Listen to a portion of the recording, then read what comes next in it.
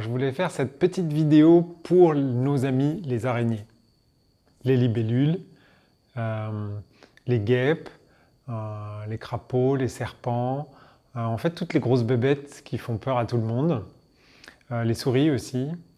Euh, Tout simplement parce que en fait on est toujours un peu dans le même sujet.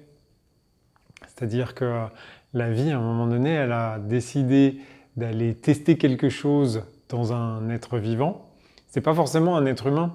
Ça peut être le moustique, le truc qui fait toute la nuit. Ça peut être effectivement une araignée ou une souris ou un serpent, des trucs qui font parfois peur. Ce qu'il faut bien comprendre, c'est que quand on les rencontre, bah, c'est un peu la même notion qu'on a déjà vu dans d'autres vidéos.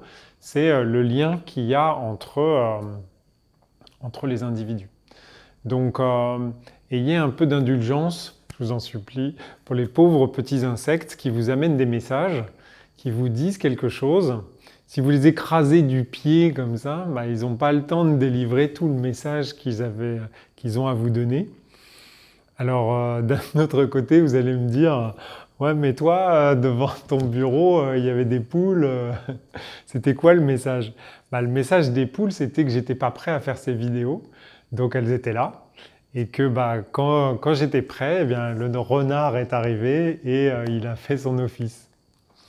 Donc voilà, donc c'était juste une petite vidéo boutade, mais pour rappeler que parfois, quand un sanglier traverse la route et vous défonce le devant de votre voiture, c'est qu'il y a quelque chose à comprendre. Il n'est pas venu se frotter les abattis contre votre pare-choc pour rien. C'est exactement la même chose quand vous avez un moustique qui vous réveille en plein milieu de la nuit. Peut-être que vous devriez regarder votre téléphone, peut-être que vous devriez aller boire, peut-être que vous devriez discuter, réveiller votre conjoint et lui poser la question qui vous turlupine depuis une semaine. Bref, toutes ces vies-là, elles sont connectées, que ce soit la nôtre en tant qu'être humain ou celle des animaux, et ils ne sont pas là par hasard. On peut aussi associer un certain nombre de pathologies, donc comportementales, c'est-à-dire que les animaux vont absorber un maximum d'énergie de leur maître, quand on a des animaux domestiques par exemple. Donc gardez bien à l'esprit qu'il n'y a qu'une seule vie et que cette vie-là, elle a décidé de s'exprimer à travers eux comme à travers nous.